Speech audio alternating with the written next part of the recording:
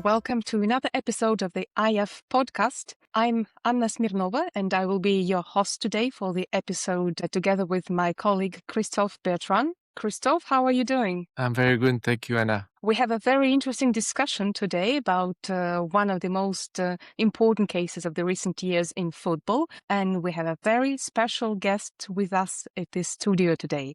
But before we begin, there is a quick reminder for our followers. Please don't forget about the social platforms of AIAF. You can always find us with @AIAF Law across all the social media platforms. And we would like also to remind our listeners that this year, early October, there will be an annual event of AIAF, and this year it is in Edinburgh in Scotland. So stay tuned on the channels and you will find further announcement about this event.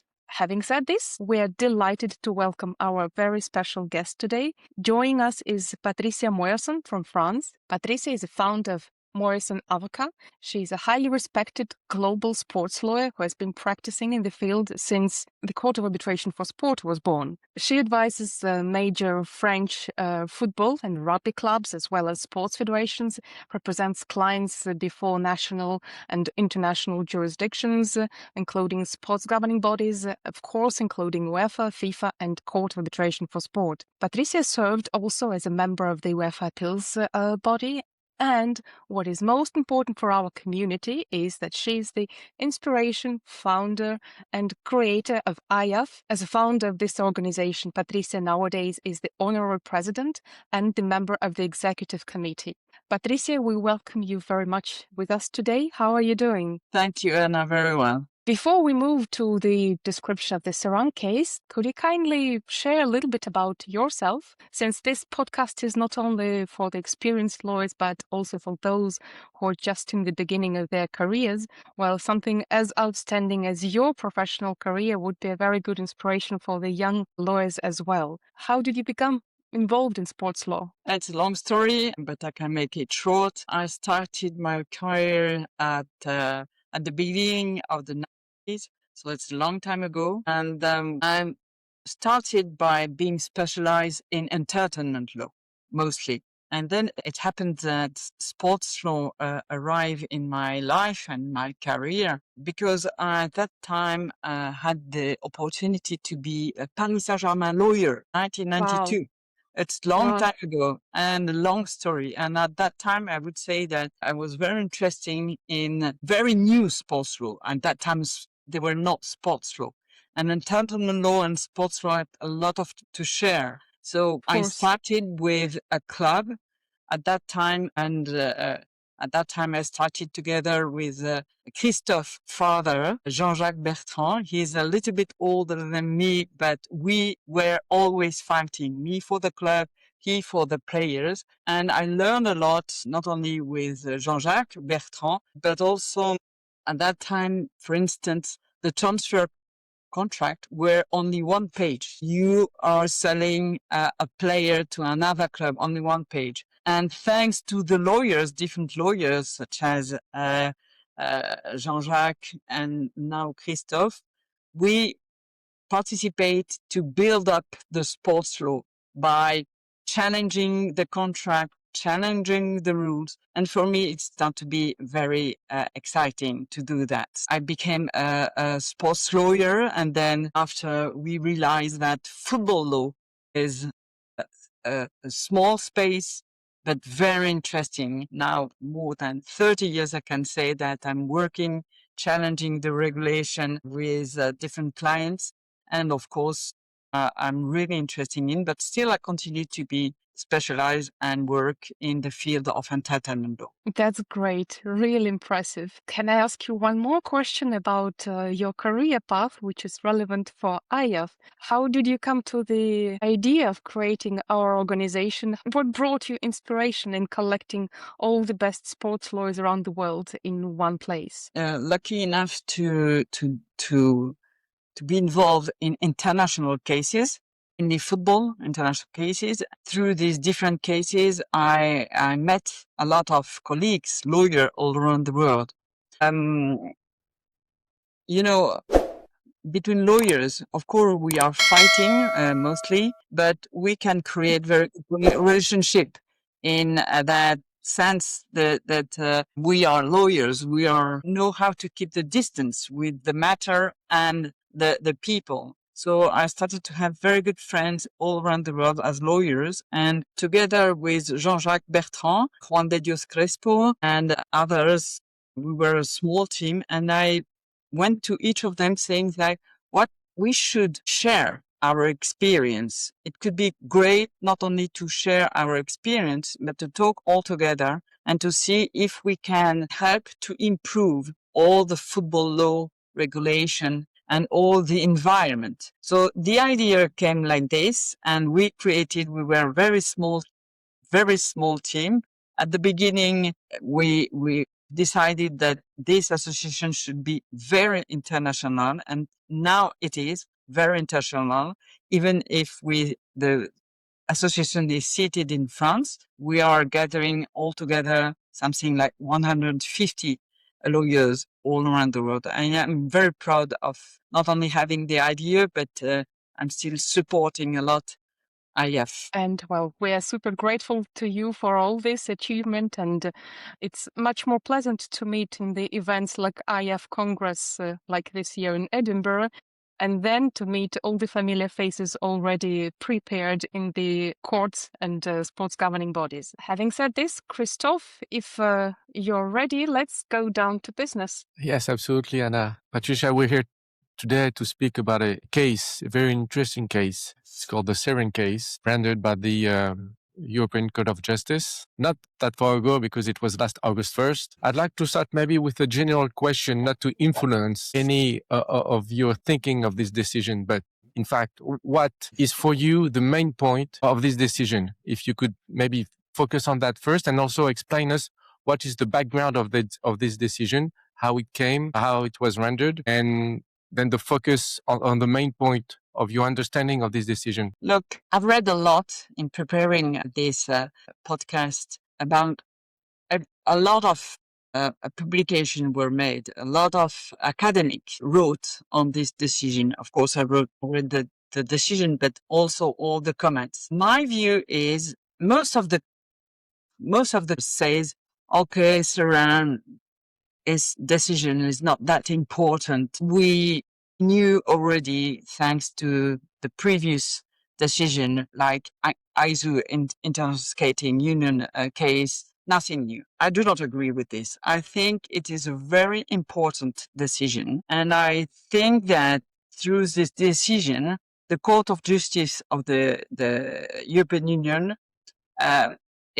deepens the crack on the system. When I say the crack, previous decisions such as ISU already went in challenging, criticizing the whole CAS system. But now, for me, the most important is that now the Court of Justice is talking to the national courts, European national courts, by saying, guys, you cannot hide yourself behind your national rules saying that a CAS arbitration and an arbitration ruling has to be respected. No. As long as there are EU principles, public policy, EU public policy at stake, you are competent and you must look at it. You are the only one who can do that. And the Swiss Federal Tribunal is not the right court to do that. To do what? Just to check if any measures, such as a CAS decision, complies with EU public policy. So for me, it's a very important step. It is really a big question, particularly that when you referred to a crack, we're talking about the actual finality of the CAS awards. What do you think about the res judicata effect that was addressed in the Seraing case decision? It's true that the Court of Justice acknowledged CAS arbitration. That's as legitimate. It's true. And it's a legitimate way to solve dispute between the parties even in relation to an economic activity such as football in the European Union. That's okay. But the court pointed out that CAS arbitration are not only imposed by FIFA, are mandatory, but are exclusive. And the thing is that the only remedy for litigants to appeal CAS decision is to appeal to the Swiss tribunal. So very logically, since this tribunal doesn't have jurisdiction to refer the matter to the Court of Justice, then the Court of Justice says that member states cannot confer res judicata or evidential value on CAS awards as long as the matter affect sport as an economic activity in the EU. They cannot confer it. On the contrary, they have to give the litigants an effective review on this question of the principle. So that's why I think it's not only important, but it opened the way for the litigants to challenge the FIFA measures, whatever measures they are, or CAS decision, to challenge it differently, with a different way. It seems to me, but Patricia, please correct me if I'm wrong, that finally the matter itself of the Seraing case doesn't matter anymore, may I say, because it became on a TPO problem. But we're not even speaking about the TPO problem anymore. What the acknowledge of this decision is that it rendered a decision that could be applied to all CAS decisions. That's the thing. It says that, in my understanding, that all the people that have CAS decision and that live in the European Union should be able to have an effective review by a national court or by a court itself. And the ruling of this decision is basically saying, I think it's exactly what you said, is that the Swiss Federal Tribunal is not, or maybe not, able to render an effective review of a CAS decision on the point of, did the CAS decision respect the public order of the Union? And as the Swiss Tribunal is not able to ask the Court of Justice on that, what we call in French question préjudicielle, the Swiss Federal cannot give an effective review. I agree, but only if the measures, the FIFA measures or International Federation measures or a CAS decision, only if EU public policy is at stake. And what is interesting is that, for instance, the free movement of capital is one of the principles, public policy principles of EU. And free movement of capital is the open, for me, this question, as long as this question is at stake, it opens the possibility for the litigants to, thanks to this Seraing decision, and I agree that it's about TPO, but could be about something different as long as EU principles are at stake, it opens the door for the litigants to say, okay, I appeal to CAS, but I will not appeal to the Federal Tribunal. I will go to the National Court. But which is more important is that this remedy could be chosen ante a CAS decision, before a CAS decision. So it means that, for me, the litigants can choose the legal strategy of the litigants, and it's open for us as lawyers. Very interesting question. It could be to decide not to follow the path of FIFA Appeal Committee, CAS, and then Swiss Federal Tribunal, but to go straight to the National Court. But then what's going to do the National Court? Probably the national judge will say res judicata, and then you have to explain him about the Seraing case, a whole story, and to ask for him to take provisional measures or to stay, for instance, the FIFA and the CAS proceedings. So it's a long path for the litigants, but the door is open. Interestingly enough, as you mentioned, I think the general attorney wanted, on the effective review on the court, wanted to have an effective review on all the EU law. And the court said, no, not on all, only on the public policy of the Union, but which include, as you just mentioned, articles on competition 102 which is most important almost, and also 45, the free movement of players, workers. So it concerns a lot of cases, basically. It's true that reading at all the comments, some says it's very few decisions, very few cases are implied EU order, public policy of the EU.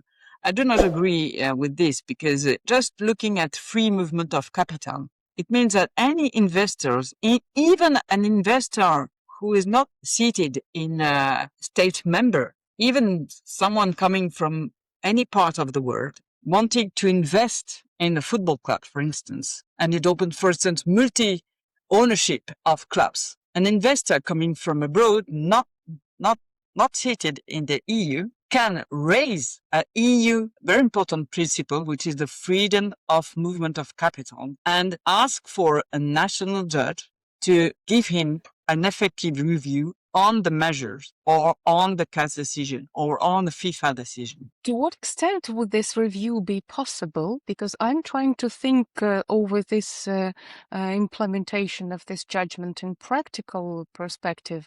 To what extent can the national judge review the CAS award? Does it mean that we are opening the door for the review on the merits? I don't think so. Nowadays, we all know that if you want to challenge a CAS decision, you go to the Swiss Federal Tribunal and you have no chance because the control is very, very strict and very limited. If you consider, and it would be for us as lawyers the most difficult, if you can prove that one of the principles of public policy, EU public policy, is at stake, you will not ask the national judge to review the CAS decision. You will ask your national judge to look at if this decision comply with the EU principle.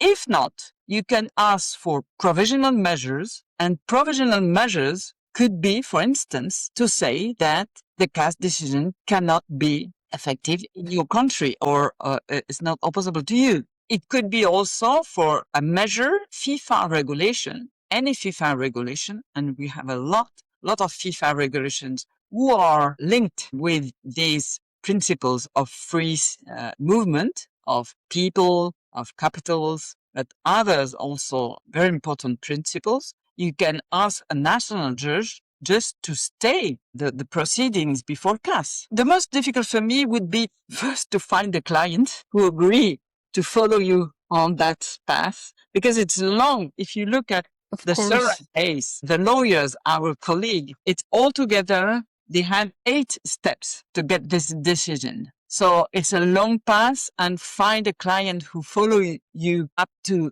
the very end is difficult. And the second thing would be to find the judge, the national judge, who will be open enough to consider the Seraing case in the way that the Court of Justice is not suggesting the national judge to do so. So it's mandatory for the national judge to review and to give an effective review to the litigants. And that could take time. Maybe first instance, the judge would say, no, res judicata, then you have to appeal, and then you have to go to the Cour de Cassation or a Supreme Court. It might take time. And as we know, in sports, time is really tricky because competition needs to go fast. As a non-European lawyer, I have just a matter of curiosity, but how this mechanism would be in principle differing from the enforcement under the New York Convention, because public policy is already one of the reasons for the review of the arbitral awards by the national courts.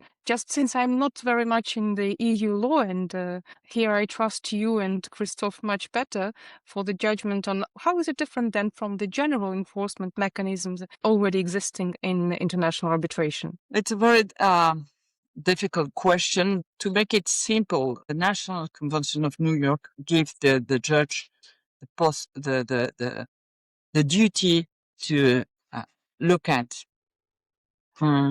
this question. The decision of the Court of Justice is not only to check if the decision could be enforced, yes or no. Does it comply with the public policy, yes or no? It gives the power to the national court to, for instance, to decide for provisional measures.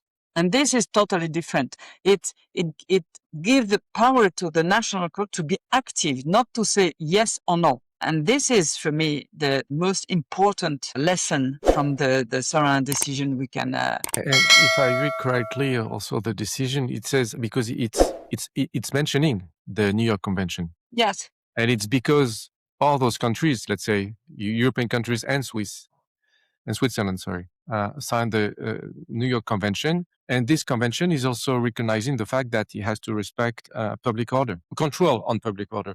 That means, and the European Court of Justice can only judge for Europe, cannot judge for South America or other part of the world. Maybe in other part of the world, also applying to the New York Convention, maybe they could do the same ruling. We don't know. It could. Yes, but they cannot ask question préjudicielle to the Court of Justice. This is the most Absolutely. No, what I mean is that maybe other Court of Justice of, I don't know, South America, if there is one, could say, because we have to respect the New York Convention, maybe we're not going to recognize the CAS decision because there is not an effective control by the Swiss Federal Tribunal. We don't know to some extent what could be decided in other part of the world. That's what I'm saying. For Europe, it's only ruling Europe. For the part of the world, let's wait. But we agree that the Court of Justice, through Seraing case, give the national court of European members of the EU, if there is a EU law infringement, for instance, the judge not only cannot say it's res judicata, sorry for that, I cannot do anything. And I don't see any, thanks to the National Convention of New York, I don't see the point where you can say that this decision is contrary to the public order. Now, the national judge has to go further. If he thinks that there is an EU infringement, he can stay the proceedings before CAS, for instance, and he can order for provisional measures, any measures. And these provisional measures, for me, it's a very interesting case. If you remember the case of in Spain, Tribunal de Commerce at Madrid for the Super League case, and our colleagues, they tried to do that, to go through the national Spanish court and to ask for provisional measures. And they succeed in a way. Maybe, Anna, you know very well the case of the Super League case, but it's also very interesting in that sense. This brings me to the idea that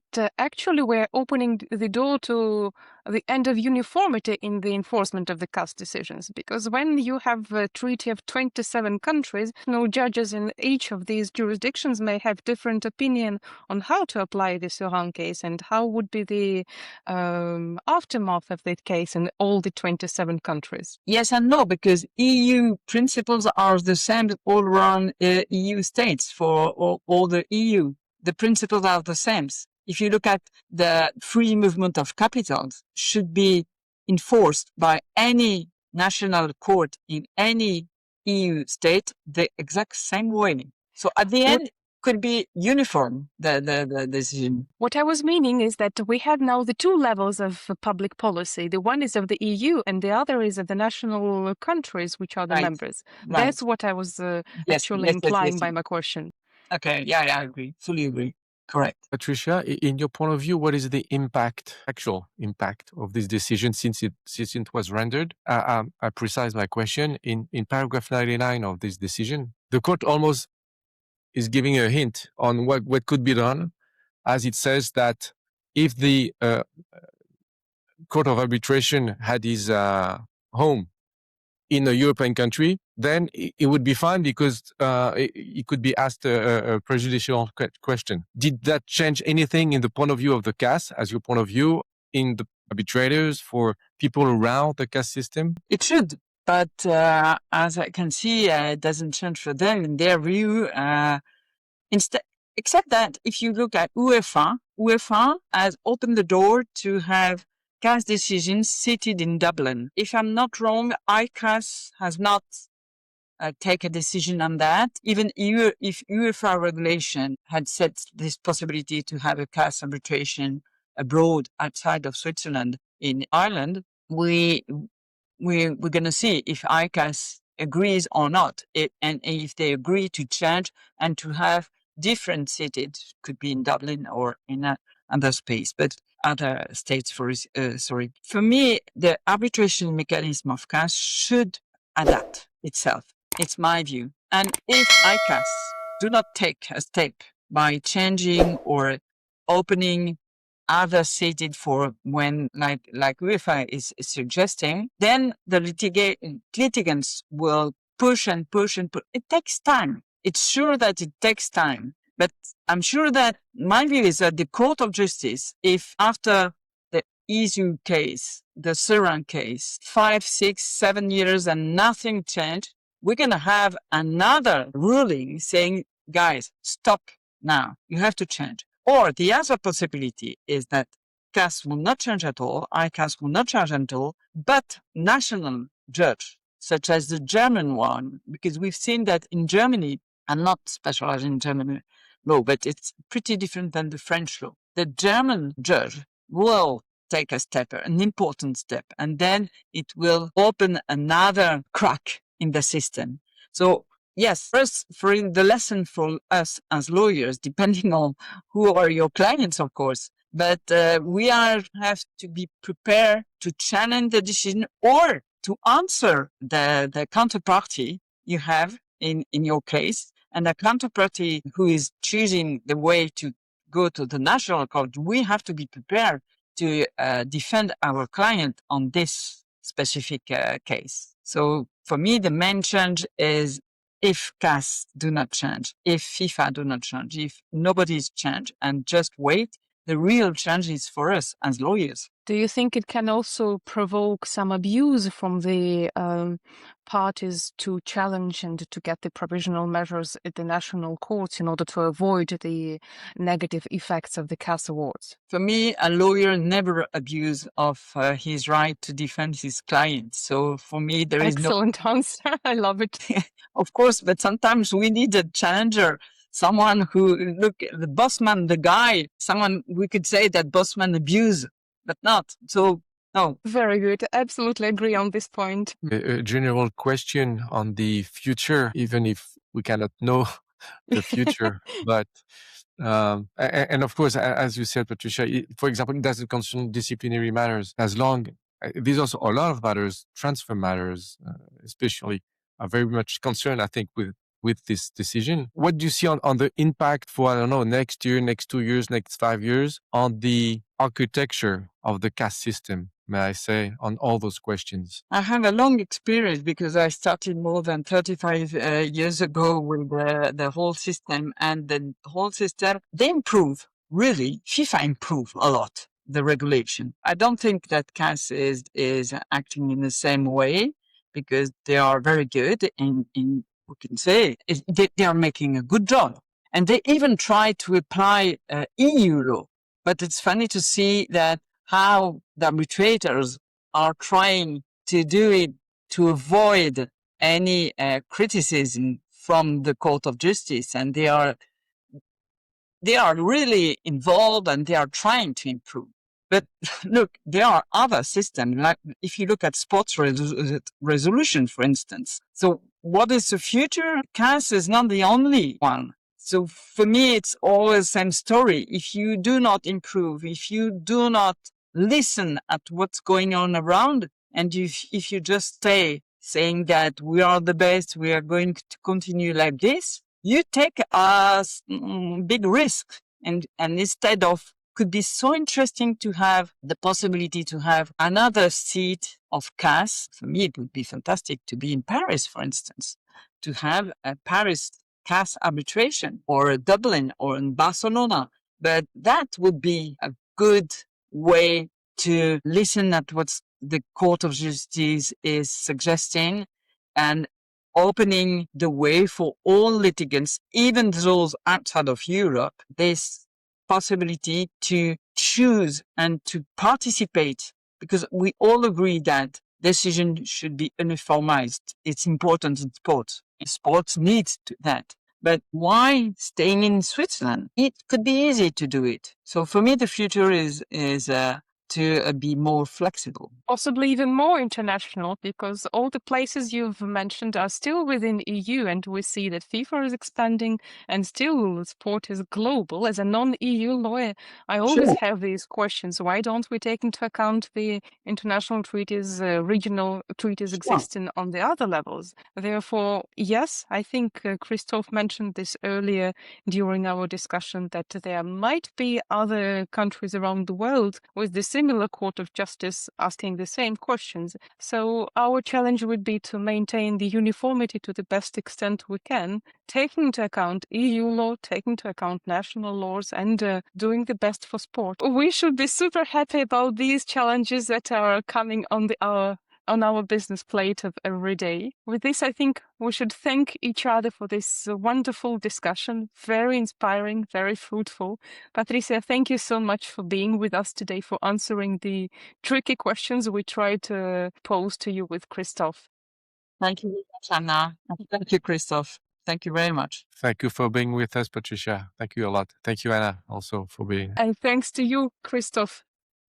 It was always a pleasure to have you as a co-moderator. And we will meet in Denver beginning of October for the AIAF Congress. It will be fantastic. And I'm sure we will have the opportunity to talk all together between lawyers and all our delegates on this future. Let's meet outside EU and continue the wonderful tradition of discussing the tricky questions that are on our plate every day. I must remind our listeners about the social media account of AIAF Law. Please follow us, and there you will find the announcement about this event in Edinburgh in October. Stay tuned, and thanks a lot for all those who were present with us today.